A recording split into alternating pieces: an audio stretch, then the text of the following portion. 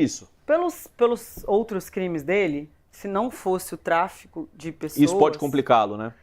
Os outros crimes, eu ia te falar assim, ó, o Ítalo não tem antecedentes, nunca foi preso anteriormente, ele não é condenado por nenhum outro crime, ele tem residência fixa, ele tem documentos que comprovam que ele é ele.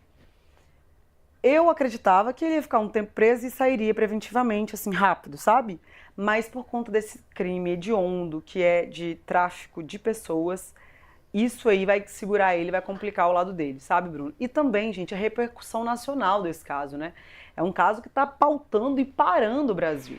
Então, por conta disso, eu acredito que ele vai ficar um tempo na cadeia, porque no Brasil hoje a nossa lei é: você só pode ficar na cadeia de vez quando só deve ficar preso de vez quando você é condenado. E não é o caso do Ítalo, né? Está sendo investigado ainda. Então a prisão dele é preventiva. Prende ele antes da sentença dele sair. Por que prenderam o Ítalo? Porque ele está prejudicando o processo, o andamento do processo. Ele evadiu da casa dele, foi cumprir um mandado de busca e apreensão, um mandado de prisão. Ele não estava lá.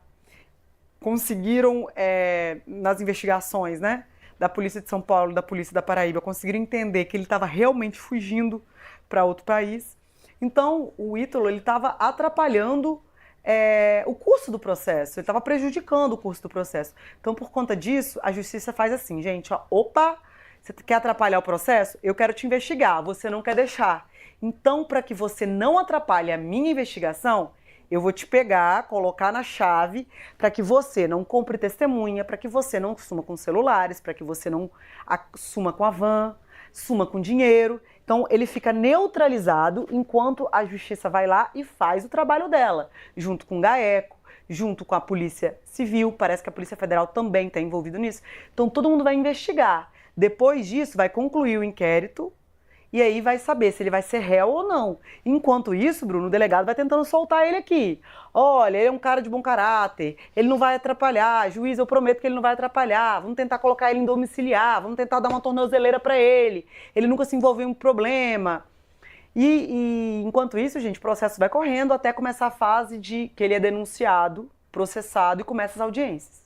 Só que na fase do inquérito, já que é a fase que está acontecendo agora, vão ouvir todas as crianças, vão ouvir essa menina Yarla, que está indo para as redes sociais falar um monte de coisa, vão ouvir os pais, porque os pais vão responder pelos crimes juntamente com o Ítalo.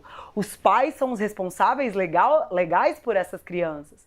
Os pais são os garantidores do bem-estar de uma criança e do adolescente, dos seus filhos. Mas assim eles não faziam, né? E eles lucravam com a exposição dos corpos dos seus filhos. Então, por conta disso, para vocês que ficam, o que vai acontecer com o pai também vai responder judicialmente. Não sei se vai chegar o caso de prisão, por quê? Tá fazendo o que o Ítalo fez, que foi tentar fugir do processo, que foi esconder celular, esconder computador. Então é isso, Bruno. Eu acho que por conta do tráfico de pessoas, o juiz não vai soltar. E também por causa da repercussão nacional. Você trabalhou anos na Sônia Abrão, você sabe. Quando um caso tem repercussão, ampla repercussão, como o caso dele, juiz não consegue, gente. Desculpa, um juiz, na hora que vê que o Brasil inteiro tá falando daquilo, quem é advogado entende o que eu tô falando. Por causa da repercussão nacional, o juiz fala, epa, se eu solto esse homem, o povo vai cair matando em cima de mim. Então, o juiz fica até com um pouco assim, receoso de soltar uma pessoa que o Brasil inteiro está falando, sabe?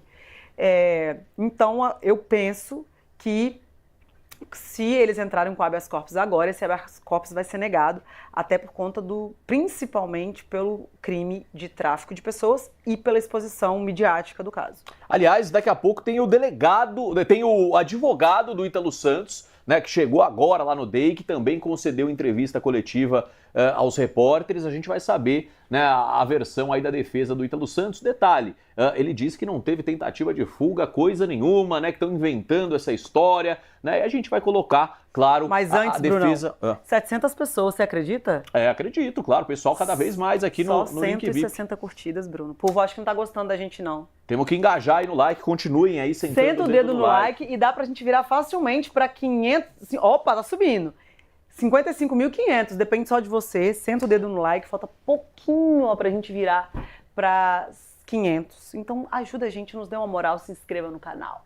É isso, a gente vai voltar agora lá com o Rodrigo Assis, que está em frente ao DEIC, parece que ele tem atualizações, mas antes de chamar o Rodrigo, quero só dizer o seguinte, né, o nosso Congresso aí precisa criar alguma lei em relação a essas pessoas que ficam na porta de presídio endeusando criminosos. Isso aí não deveria ser permitido, né? Porque é realmente, moralmente, é uma coisa assim que nos assusta. Como é que a gente fica permitindo a exaltação de criminosos em frente à delegacia, desmoralizando o trabalho da polícia? É uma coisa que não entra na minha cabeça. Mas isso é um assunto para outra hora, porque agora eu vou voltar lá com o Rodrigo Assis em frente ao DEIC. Rodrigo, boa tarde mais uma vez, querido. Parece que o Ítalo Santos e seu marido, né, o Euro, deixaram o DEIC. Eles foram para onde? Pois é, Bruno, boa tarde mais uma vez a você, a Gisele, a todos que nos acompanham. Eles deixaram aqui a sede do DEIC há cerca de uns 40 minutos. Eles foram levados ao distrito de Carapicuíba, onde, né, eles vão permanecer aguardando pela audiência de custódia. Como você estava falando agora há pouco, antes da minha entrada, Bruno, o advogado de defesa do Ítalo e do marido dele deixou aqui a delegacia há cerca de 1 hora e ele, né, disse que o casal não pretendia fugir do Brasil. Porém, durante a coletiva de imprensa, que o delegado que está apoiando, né, ajudando nessas investigações, em toda essa ação que culminou na prisão do Ítalo, o delegado disse, reafirmou que os dois pretendiam deixar o Brasil. Ele só não sabe ao certo qual seria o paradeiro, se seria a América do Sul ou a Europa, mas de que os dois tinham planos de deixar o Brasil. Para o delegado, isso não tem dúvida. O delegado também informou, o Bruno, o seguinte, que no momento da prisão, Ítalo e seu marido estavam acompanhados de outras 8 pessoas na casa onde eles foram aí encontrados, tá? Foi apreendido aí uma Land Rover, né, e 8 aparelhos celulares. O delegado, que estava falando agora há pouco, também informou, né, ele foi questionado se Ítalo poderia ser transferido para o estado da Paraíba, né, já que esse mandado de prisão preventiva foi expedido pela Justiça de lá, e ele disse que, de acordo com a legislação brasileira, né, o preso deve ficar no local onde foi capturado. Então, seria aí a região de Carapicuíba, mas isso depende de muitos fatores. Então, existe a possibilidade deles ficarem aqui em São Paulo, mas também existe uma outra possibilidade, ainda que remota, de que eles, de repente, sejam transferidos para o estado da Paraíba. Mas isso só o decorrer, né, aí das horas e dependendo da audiência de custódia é que a gente vai saber de fato o que vai acontecer. Você também estava falando agora há pouco, Bruno, sobre populares que ficam na porta das delegacias, né, aí endeusando criminosos, né, pedindo. E a gente precisa entender o seguinte, né? Primeiro, um cara que arrasta multidões, né, seguido aí por milhões de pessoas, né, é acusado de crimes graves como tráfico humano e exploração sexual infanto-juvenil. Então a polícia precisa sim investigar, né? Ele não pode passar impune diante desse fato e, se comprovado aí, né, a sua participação nesses crimes, ele tem que pagar, sim, pelo que cometeu. E a gente vai continuar aqui acompanhando e a qualquer momento voltamos novamente. É isso, Rodrigo. Obrigado mais uma vez. Concordo com tudo que disse o Rodrigo Assis, né, que está firme e forte lá fazendo plantão em frente ao DEIC. Aliás, o dia é longo hoje para o Rodrigo, porque realmente são muitas informações chegando lá do Departamento Estadual de Investigação Criminal. E um outro ponto, né, que a gente vai colocar agora, o advogado do Ítalo Santos, que tem todo o direito de armar a defesa que ele quiser, tá tudo certo, né? O que foi? Eu agradeci. Né?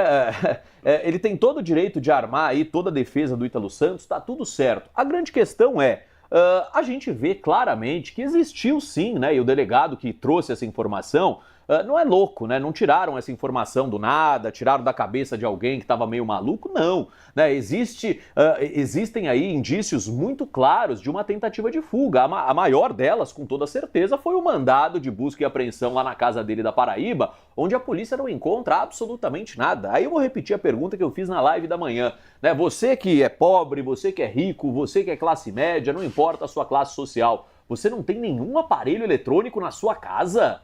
Né, acho difícil, né? Um mundo globalizado, um mundo tecnológico, onde as pessoas não saem, né, do mundo digital, tá todo mundo no WhatsApp, tá até demais, né? Mas não sai do Instagram, não sai das mídias sociais, até quem não tem muitas posses, né, digamos assim.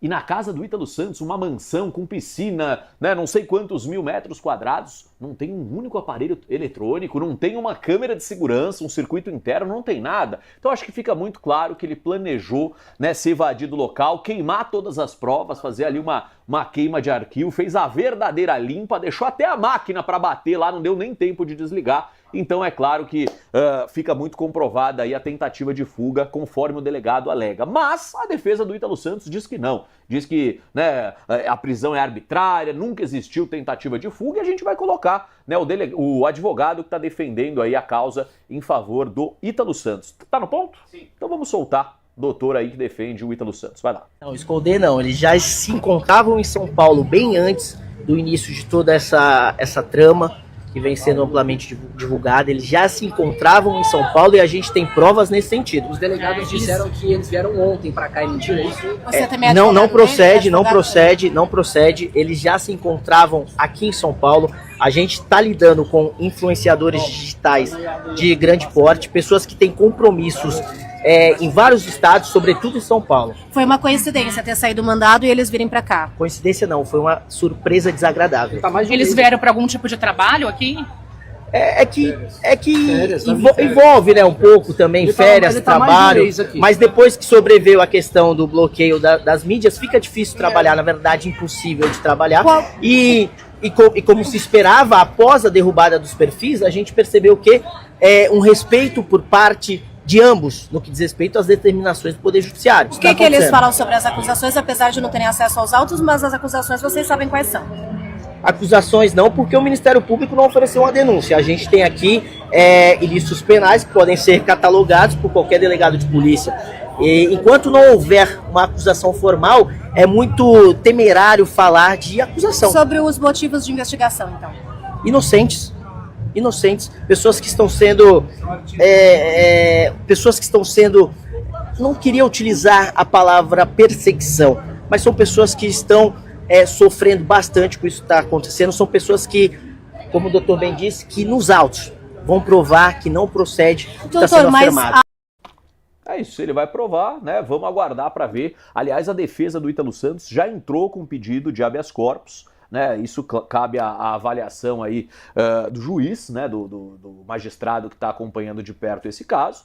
Eu acho que nesse momento, diante da comoção pública, diante dos riscos, né, que esse cara poderia, ao atrapalhar a investigação, porque é um cara com condição financeira, é um cara que pode promover uma queima de arquivo, é um cara que pode comprar testemunhas, é um cara que pode realmente mexer com as estruturas da investigação. Que eu acho que ele já pagou alguém da justiça de lá, porque ele tinha informação privilegiada sim, ele sabia que tinha um mandado de prisão em desfavor dele e um mandado de busca e apreensão. A gente não sabia que o mandado de prisão já tinha sido expedido, mas ele sabia, por isso que ele fugiu para São Paulo.